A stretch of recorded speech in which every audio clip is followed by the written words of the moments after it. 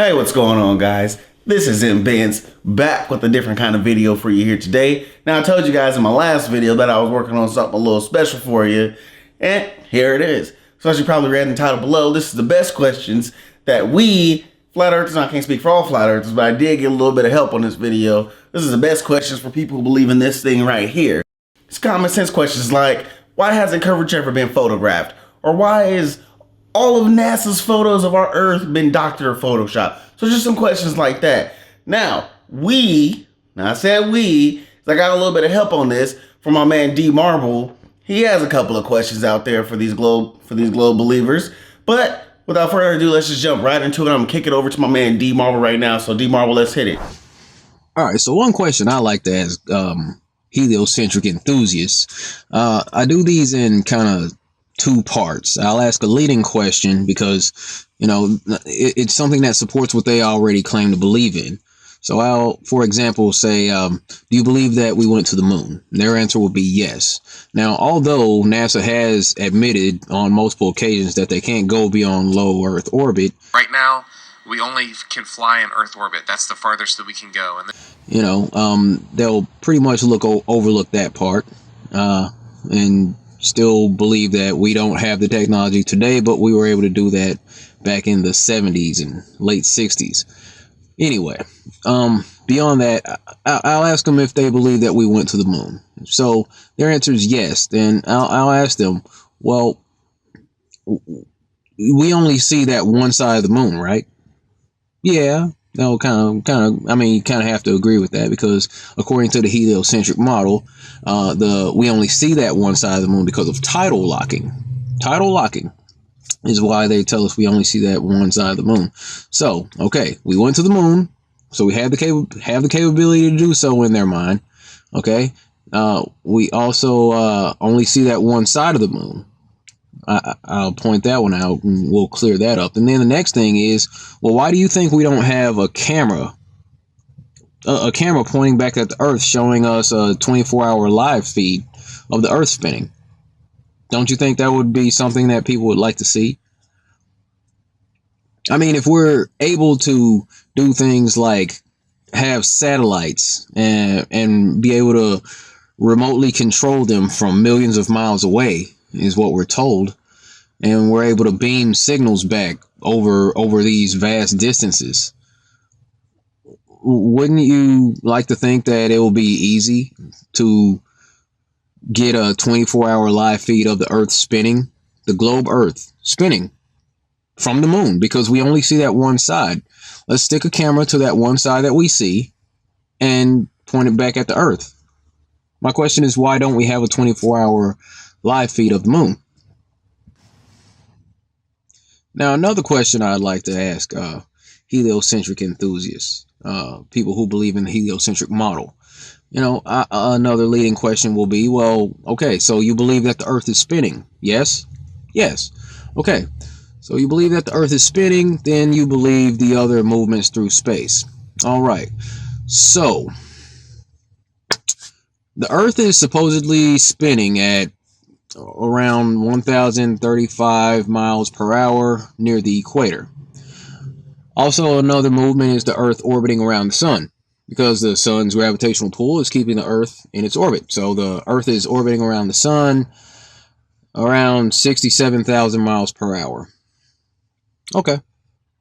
Also, while the sun has the Earth orbiting around it, the sun's also moving through the whole solar system somewhere around 450,000 miles an hour.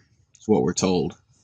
Another movement is that the whole Milky Way galaxy is also moving through space somewhere around 515,000 miles per hour. So we have all these motions, all of this movement between the Earth, between the sun, between the galaxy, between the solar system. So my question to them would be, how is it that all this movement is taking place out in space? How do we see the same stars every night? How does we see the same constellations night after night? We've seen the same stars in the sky for thousands of years throughout recorded history. If all these supposed movements are taking place out there in space, why do we not have a different night sky every night? It doesn't make sense. We should have a different sky every night if all those movements are taking place.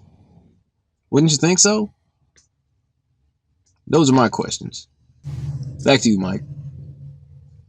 All right, so thanks, D Marvel. Definitely appreciate your questions. Hopefully, we can get some globe believers down in the comment section to help answer some of these questions because they don't make sense. I mean, just using common sense, what D Marvel said about seeing the same stars in the night sky or about the camera being on the moon. I mean, that's common sense. I mean, if we have the technology and the satellites up in space and all the resources and NASA's big $52 million a day budget, why don't we have a camera pointed back at there to get a 24-hour feed since, you know, the sun, we only see the one side of the moon. Sorry, not the sun, of the moon at all times. Great questions. I mean, I want to see what these globe believers down in the comments have to say about that. But getting on to my question is going to be, first of all, clouds. Now, if you believe in gravity and you believe in the current science and what they say about gravity, that it pulls everything to the center of the mass, that's why water sticks to the earth. That's why water doesn't go flying off because the Earth's spinning 1,000 miles per hour at the equator. Why is it that clouds, which it says, according to scientists, the weight of an average cumulus cloud is 1.1 million pounds. So, why do clouds float? Why do clouds float?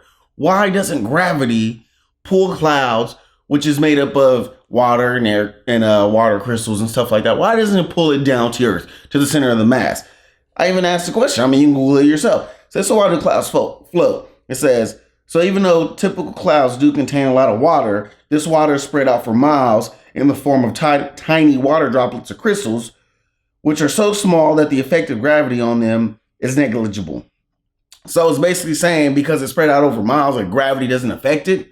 So clouds defy gravity is what I'm getting out of this, right? Clouds defy gravity.